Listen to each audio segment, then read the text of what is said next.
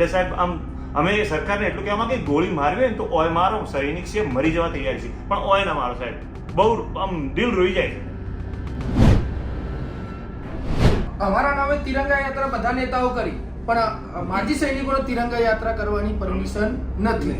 જો કદાચ પરમિશન આ રીતે તિરંગા યાત્રા કરીએ તો આ રીતે ઘસીટી ઉઠાઈ લેવામાં આવે. જ્યારે ચક્કાજામ એરપોર્ટ કર્યું ત્યારે જો અમારી વીર નારીઓ હતી બહેનોના, એ સિવિલ જે લેડીઝ પોલીસ હતી એવું વર્તન કર્યું સાહેબ, આજ મીડિયા સામે કહેવા લાયક નથી. ગાડી પરથી મને એટલી દિલ ઉપર પથ્થર મૂકીને કહેવામાં આવે છે કે અમે ગાડી ઉપરથી આર્મી લખેલું હટાવી દીધું છે, કારણ કે જ્યાં આર્મી વાંચે છે ત્યાં પોલીસ અમને ડિટેન કરે છે. અને પ્રધાનમંત્રી આપણા ગુજરાતના મતલબ પ્રધાનમંત્રી જે સૈનિકો સાથે ફોટો ખીચવા માટે રેડી રહે છે કે અહીંયા કારગિલમાં ગમે તે જગ્યાએ જશે કે ભાઈ આ તો અમે દેશના મતલબ જવાનના સાથે ફોટો ખીચાવવા રેડી રહે છે, દેશ પ્રેમ બતાવે છે, પણ અમને કંઈ આપવા માંગતા નથી. સરકારને ખબર છે કે માજી સૈનિકોને લેવામાં આવશે તો કોઈ ભ્રષ્ટાચાર નહીં કરીએ, ઈમાનદારીથી ડ્યુટી કરીશું અમે. અત્યારે જે એમનો ભ્રષ્ટાચાર થઈ રહ્યો છે એ બંધ થઈ જશે, એટલા માટે અમને લેવામાં નથી આવતા.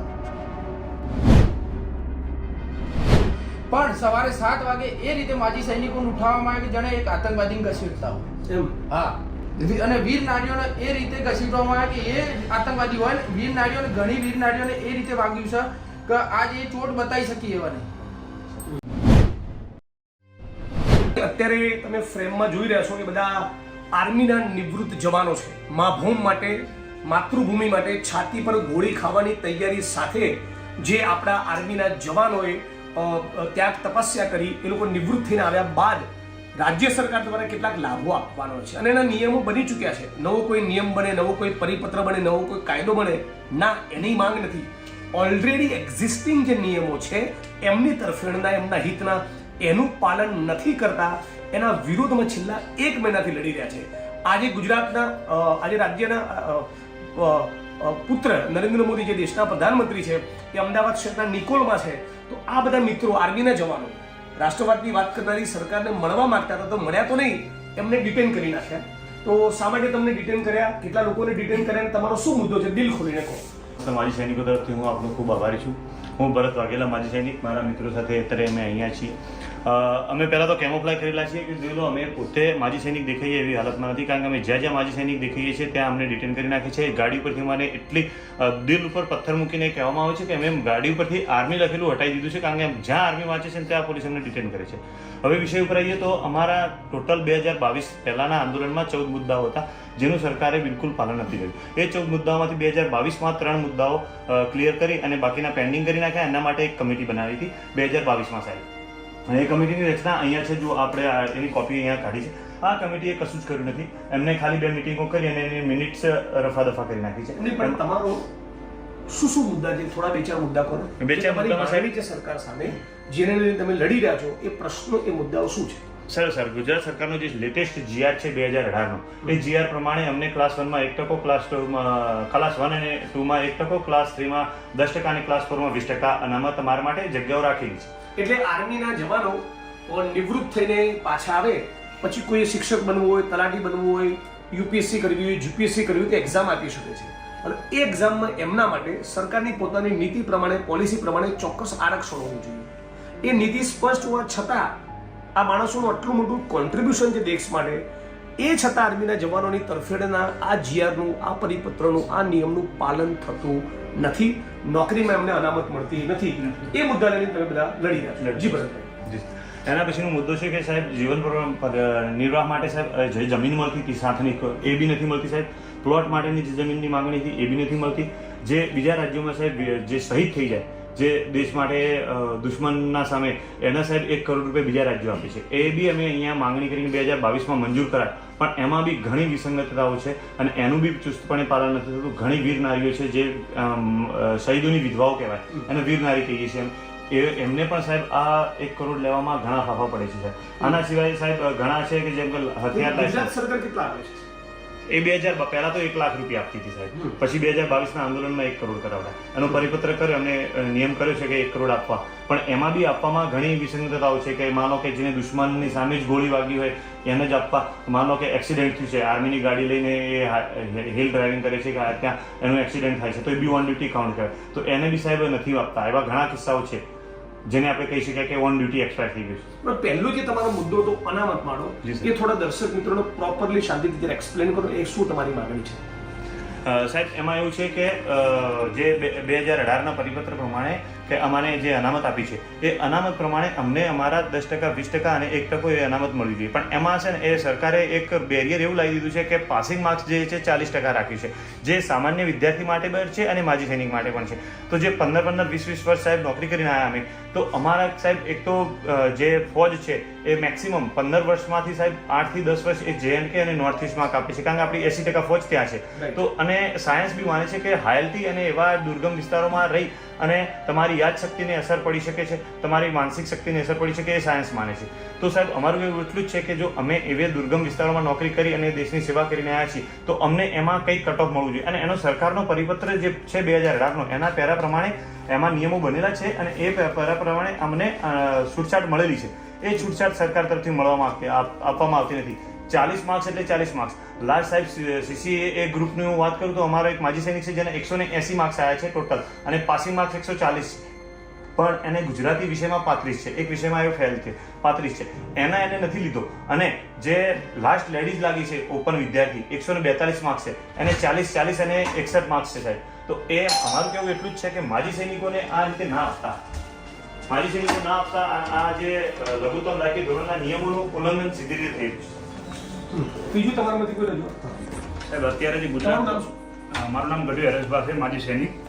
અત્યારે જે ગુજરાતની અંદર અલગ અલગ ભરતી બોર્ડ છે, 4-5 ભરતી બોર્ડ છે, તેમાંથી આપણો ST ડિપાર્ટમેન્ટ જે છે તે જે વર્ક ફ્રીમાં મતલબ જે આપણી પૂરી જગ્યા છે પૂરી આપે છે. 1 માર્કે પણ લીધેલા છે તેમને માજી સૈનિકને. અને આપણે પંચાયત વિભાગે પણ છેલ્લા 13 માસથી માજી સૈનિક લીધેલા છે. તો આ 2 ડિપાર્ટમેન્ટ એનું પાલન કરે છે જે નિયમનું, પણ આ બીજા જે પોલીસ ડિપાર્ટમેન્ટ લ્યો, ગુજરાત ગૌણ સેવા ડિપાર્ટમેન્ટ લ્યો, 2-3 ડિપાર્ટમેન્ટ પાલન નથી કરતા. તો એક ડિપાર્ટમેન્ટ પાલન કરે છે અને એક નથી કરતું, તો એનું કાંઈ અમને હજી સુધી ખ્યાલ નથી આવતો. તમે જ્યારે સરકારને કે અધિકારીઓને પૂછો પાલન કેમ નથી કરતા, કેમ અમને રોડ ઉપર કરવા મજબૂર કર્યા છે, તો શું તંત્ર જવાબ આપે છે? અત્યારે અમારી છેલ્લે જ્યારે બેઠક થઈ બધા સચિવો સાથે, હર્ષ સાહેબના અમને કીધું પહેલાં સચિવાલયની અંદર, પણ સચિવાલયમાં અમારી બેઠક નથી. અમને સીધી સાહેબના બંગલે અમે બેઠક કરી. બધા ઓલ સચિવ, ઓલ ભરતી બોર્ડના અધ્યક્ષ, DGP સાહેબ બધા હતા. ત્યાં પણ અમે અમારી રજૂઆત કરી તો કે વાંધો નહીં, અમને ટાઈમ આપો. તો ટાઈમ આપ્યો, એના પછી પણ અમે શું કહેવાય બીજી દાન અમારી બેઠક થઈ, અને તેમનું કંઈ વલણ જે અમારા પ્રત્યે છે જ નહીં કે એમને આપવું કે ન આપવું. સરકાર તો રાષ્ટ્રવાદની વાતો કરે છે, રાષ્ટ્રવાદની બડાઈઓ ઠોકે છે. આર્મીના જવાનો એમના મુદ્દે તો બહુ રાજનીતિ કરે છે. શું કેવું તમારું? એ બાબતે હું કહેવા માંગુ છું કે આ દેશમાં દરેકને પોતપોતાનો હક માંગવાનો અધિકાર છે, આંદોલન કરવાનો અધિકાર છે, આંદોલન છાવણી પર બેસવાનો અધિકાર છે. અમને હજી સુધી આજની તારીખમાં 28 દિવસ થયા. પહેલાં તો અમને 21 દિવસ અમે કીધું કે અમને પરમિશન આપો, પણ પરમિશન અમને આપી નહીં. 21 દિવસ પછી અમને અચાનક ઘસેટીને ઉઠાઈ લેવામાં આવ્યા આંદોલન છાવણીથી. તો અમારા માજી સૈનિકો અહીંયા અમદાવાદ એરપોર્ટ સર્કલે પછી બધા આવીને ચક્કાજામ થયું, પણ અમારો આવો કોઈ મતલબ નહોતો. અમારા શાંતિપૂર્ણ તિરંગા યાત્રા કાઢવાનો મકસદ હતો, અને એ પ્રમાણે અમે પોલીસ કમિશનરને બધે રજૂઆત બી કરી હતી કે તમારો એક પણ પોલીસવાળો નહીં હોય તો પણ ચાલશે, અમારું ટ્રાફિક અમે પોતાની રીતે મેન્ટેન કરી લઈશું. પણ સવારે 7 વાગે એ રીતે માજી સૈનિકોને ઉઠાવવામાં આવે કે જાણે એક આતંકવાદીને ઘસેડતા હોય. એમ? હા. અને વીર નારીઓને એ રીતે ઘસીટવામાં આવે કે એ આતંકવાદી હોય ને. વીર નારીઓને ઘણી વીર નારીઓને એ રીતે વાગ્યું છે કે આજ એ ચોટ બતાવી શકી એવા નહીં. એટલે ખરાબ રીતે, હા, ખરાબ રીતે વર્તન કર્યું. અને આજની તારીખમાં અમારા પ્રમુખ શ્રી નિમાવત સાહેબની ઓફિસે કદાચ 24 કલાક રાઇફલ સાથે હથિયારધારી સૈનિકો ઉભા રહ્યો છે. એટલે કહેવાનો મતલબ એ જ છે કે આ તો હવે તો સરકારની શું પોલિસી છે અમને ખબર નહીં. યા તો Z+ સિક્યુરિટી હોય એમના હથિયાર સાથે લાગુ છે, યા તો ભાઈ દેશનો કોઈ આતંકવાદી હોય એના જ હથિયાર સાથે લાગુ. તો અમને એ નહીં ખબર પડતી કે એ અમારા પ્રમુખ બેમાંથી પ્રમુખશ્રી કયા છે, Z+ સિક્યુરિટી આપો છો કે આ તો આતંકવાદી છે. એટલે સિક્યુરિટી માંગી નથી, ના, પણ તમારી પર પ્રેશર ક્રિએટ કરવા, તમારી પર નજર રાખવા, તમે ક્યાં જાઓ છો, કોને મળો છો, હું આંદોલનમાં શું કરો છો, એની રજીરજની ખબર નહીં, એટલા માટે આ માણસનું મુખ્ય એવું તમને લાગે છે? એવું છે? હા, સર શું નામ તમારું? નરેન્દ્ર, હા. અમે માજી સિંહ જ્યારે ચક્કાજામ એરપોર્ટ કર્યું ત્યારે જે અમારી વીર નારીઓ હતી બહેનોને, એ સિવિલ જે લેડીઝ પોલીસ હતી એવું વર્તન કર્યું સાહેબ, આજ આ મીડિયા સામે કહેવા લાયક નથી એમની જોડે અમારે. એ પણ કોને? એવું મીડિયા એમને હાથ પકડ્યો, ઘસેટ્યા, એક બેને તો ત્યાં ચોટ વાગી એરપોર્ટ સર્કલ પર, મારા સામે જ હતા, હું ત્યાં જ હતો એ વખત. આ તો ડિટેન થયેલા હતા બધા ભાઈઓ અમારા, અને હવે ત્યાં હતા. એ હોવા છતાં એમને કોઈ પોલીસે કાયદા કે કોઈ ભાન રાખ્યા વગર અમને બધા લાઠી પણ ચાર્જનો થોડો ઉપયોગ કર્યો એમને અમારી જોડે, અને બેભદ્ર વ્યવહાર કર્યો એમને અમારી જોડે, અને જે નહોતું બોલવાનું એ પણ બોલ્યા છે. તમે જ્યારે કહો કે તમે પોલીસના મિત્રો છો, અમે આર્મીમાં હતા, તો આપણે તો બધા ભાઈઓ છીએ, પણ સરકારના ઈશારે એ લોકોએ તમને ડિટેન કરવા પડતા હોય છે. બાકી જે પોલીસના કોન્સ્ટેબલ ભાઈઓ હોય, હેડ કોન્સ્ટેબલ હોય, પીએસઆઈ, પીઆર હોય, એ ચિઠ્ઠીના ચાકરની જેમ આવતા હોય છે.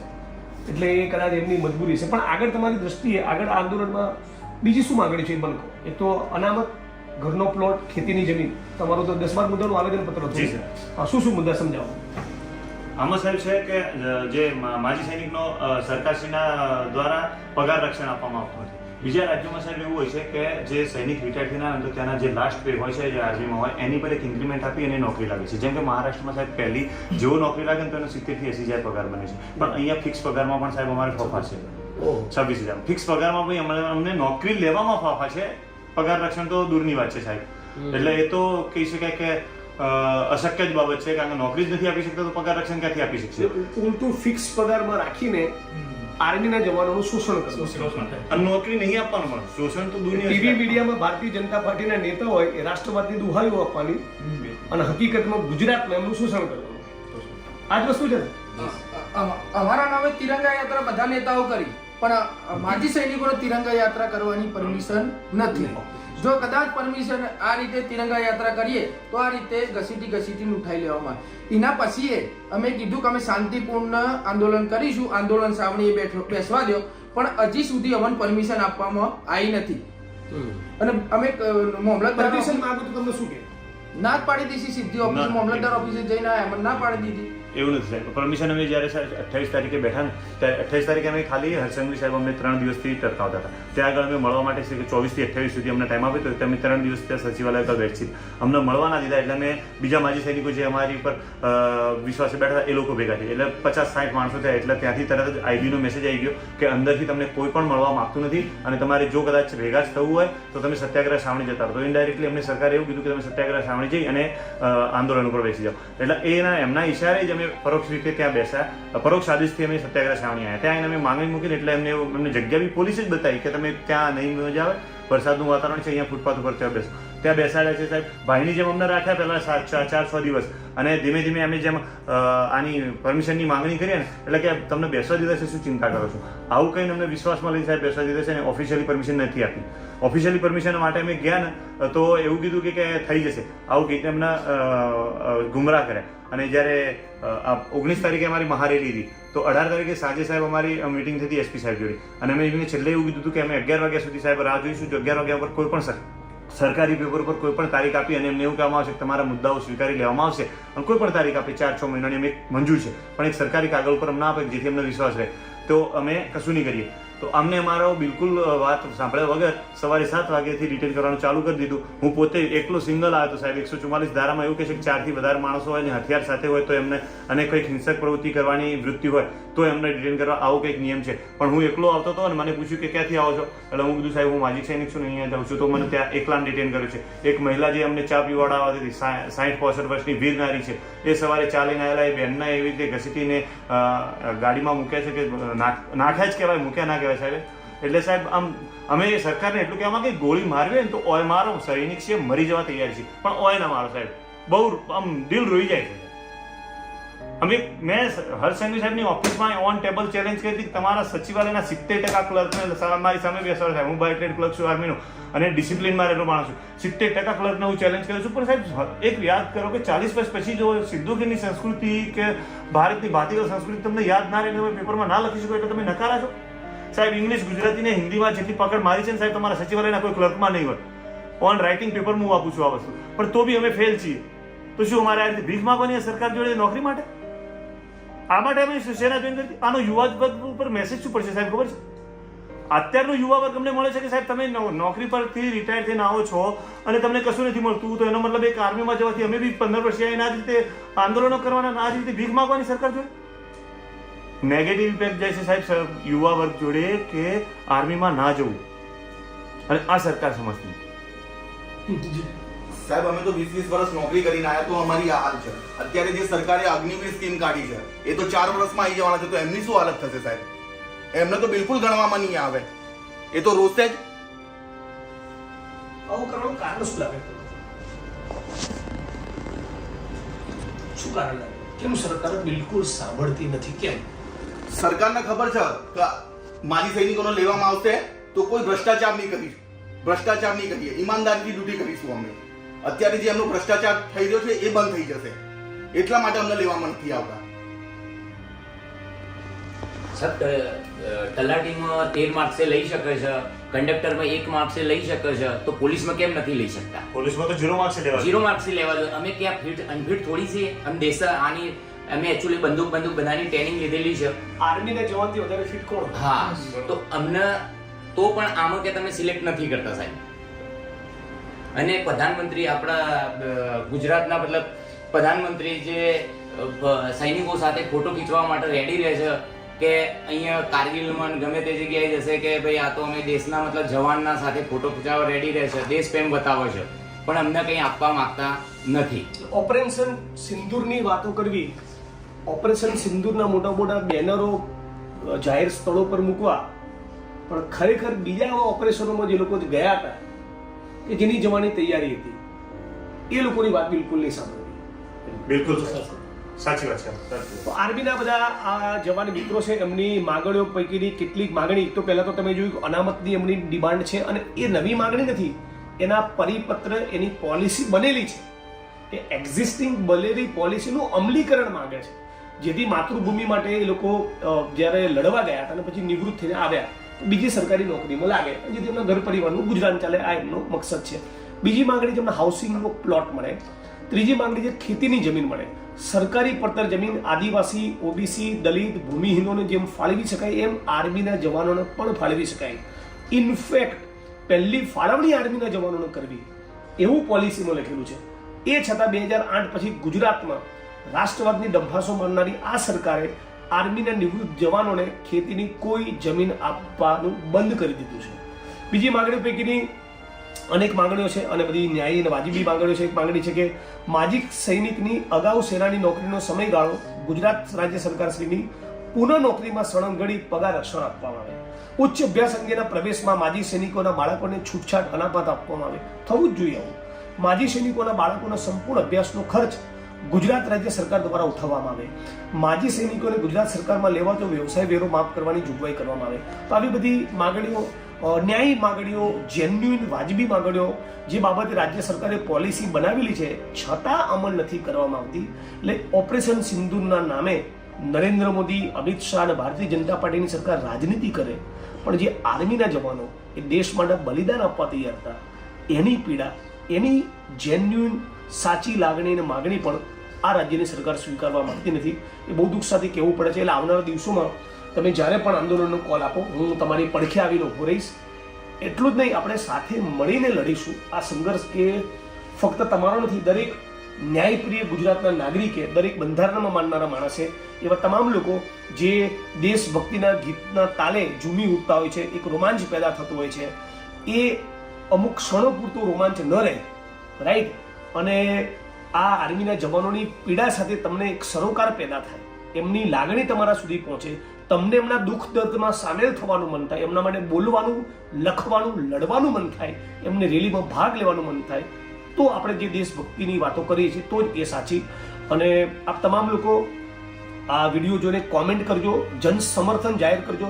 તમે તમારા ફેસબુકમાં, ઇન્સ્ટાગ્રામમાં, ટ્વિટરમાં, વોટ્સઅપના ગ્રુપમાં આને શેર તો કરજો જ, પણ સમગ્ર ગુજરાતની જનતાને હું અપીલ કરું છું કે તમે તમારા વિસ્તારમાં, તમે તમારા શહેરના મોહલ્લામાં, તમે તમારા તાલુકામાં, ગ્રામ્ય કક્ષાએ લોકોને જગાડો કે ગુજરાતની આ ભાજપ સરકાર આર્મીના જવાનો સાથે, નિવૃત્ત આપણા સૈનિકો સાથે કેવું બેહુદું વર્તન કરી રહી છે.